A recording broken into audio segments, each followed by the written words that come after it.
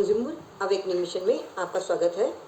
आज हम चर्चा करेंगे इंश्योरेंस कंपनी द्वारा रिजेक्ट किए गए कई मामलों में रीज़न ये होता है non disclosure of material information. Insurance company insurance देते समय एक प्रपोजल फॉर्म भरवाती है जिसमें मोस्टली क्वेश्चंस येस और नो में होते हैं और most of the time agent consumer को ये कन्विंस करता है कि आप चिंता ना करें, मैं सब कॉलम्स भर दूंगा, आप केवल सिग्नेचर्स कर दीजिए। और यही होता है, सिग्नेचर कर देता है क्लाइंट और उसके बाद जब कभी उनको आवश्यकता पड़ती है क्लेम लेने की, उस समय इंश्योरेंस कंपनी सामने रख देती है उस प्रपोजल फॉर्म को कि इसमें आपने ये इन्फॉर्मेशन भरी थी और उन कॉलम्स में नॉट एप्लीकेबल, नो आदि भरा होता है। आज हम चर्चा करेंगे कि ऐसी स्थिति में कंज्यूमर क्या करे। वास्तव में स्थिति ये है कि non disclosure of material information बड़ा ही वेग टर्म है, क्योंकि मटेरियल इन्फॉर्मेशन की कोई डेफिनेशन इंश्योरेंस एक्ट में नहीं है और ये डिपेंड करेगा फैक्ट्स एंड सर्कमस्टांसिस पर, जिस पर सुप्रीम कोर्ट ने बहुत बार अपने आदेश दिए हैं और ये कहा है कि अलग अलग स्थिति में मटेरियल इन्फॉर्मेशन अलग तरह से डिफाइन होगा। तो आज हम आपको बताएंगे कि मटेरियल इन्फॉर्मेशन क्या। जब agent on behalf of client form भरता है और कोई इन्फॉर्मेशन देता है तो इंश्योरेंस कंपनी हमेशा इसकी रिस्पॉन्सिबिलिटी क्लाइंट पर डाल देती है और इंश्योर्ड कई बार क्लाइंट के पास अपना क्लेम रिजेक्ट होने के बाद भी कोई चारा नहीं होता। तो आज हम आपको बता दें कि अब कोर्ट्स का भी रुख बदलने लगा है, क्योंकि कोर्ट्स को भी ये समझ आने लग गई है कि ये कभी कभी कंपनी भी एजेंट्स को एनकरेज करती है कि वही फॉर्म भर दे और इस तरह से फॉर्म भरा जाए कि ताकि लेटर स्टेज में जब क्लेम पास करने की बात हो तो बड़े आराम से वो क्लेम को रिजेक्ट कर सके। इस चीज़ को समझते हुए अब उपभोक्ता अदालतों ने ऑर्डर करना शुरू कर दिया है कि यदि फॉर्म में इंश्योरेंस कंपनी ये मानती है कि इंश्योर्ड ने ही साइन किए हैं और इंश्योर्ड ने ही वो प्रपोजल फॉर्म भरा है, टिक किया है, नो नॉट एप्लीकेबल या नो लिखा है, उसके लिए फॉरेंसिक टेस्टिंग लैब में भी हैंड राइटिंग एक्सपर्ट के पास भेजा जाने लगा है।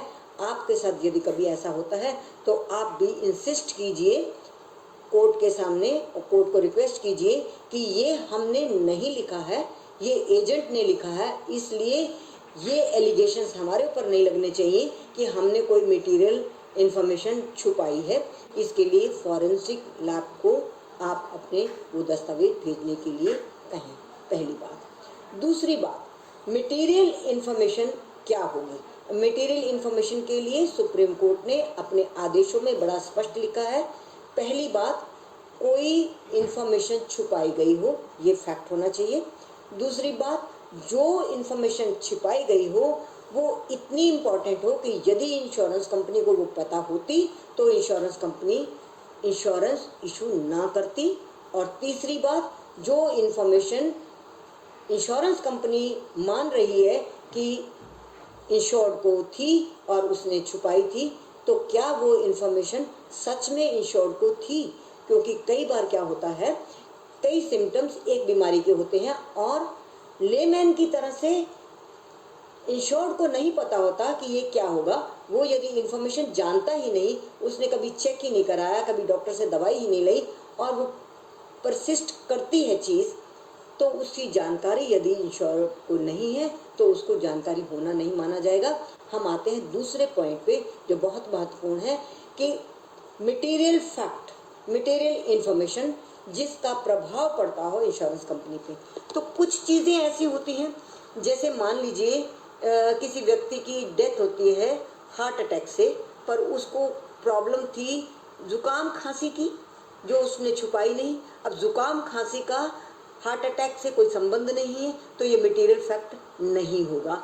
और जैसे किसी व्यक्ति ने इंश्योरेंस ली बहुत सारी एक कंपनी से और उसमें पूछा गया क्या आपने किसी और कंपनी से भी कोई इंश्योरेंस ली और उसमें नॉट एप्लीकेबल लिखा गया, चाहे उन्होंने लिखा या किसी एजेंट ने लिखा, तो ये फैक्ट भी कोई इतना मटेरियल फैक्ट नहीं है कि यदि इंश्योरेंस कंपनी को ये पता होता कि हमसे जो एक इंश्योरेंस ली जा रही है इसके अतिरिक्त किसी और इंश्योरेंस कंपनी से भी इस व्यक्ति ने इंश्योरेंस ली है, तो वो रिजेक्ट तो नहीं करेगा, वो अपनी इंश्योरेंस तो बेचेगा ही।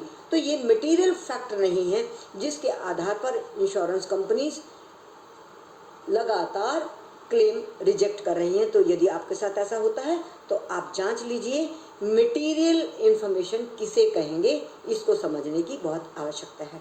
Thank you very much friends, बने रहिए हमारे साथ, फिर मिलेंगे इसी तरह के एक नए विषय के साथ। हमारे चैनल को यदि सब्सक्राइब नहीं किया तो सब्सक्राइब कर लीजिए, हमारे वीडियोस को अधिक से अधिक शेयर करिए, पसंद हो तो लाइक करिए और आइकन बटन को अवश्य दबा दें ताकि हमारे फ्यूचर अपलोड्स आपको रेगुलरली मिलते रहें और हम आपस में जुड़े रहें नियमों कानूनों का आदान प्रदान करने के लिए। Thank you very much.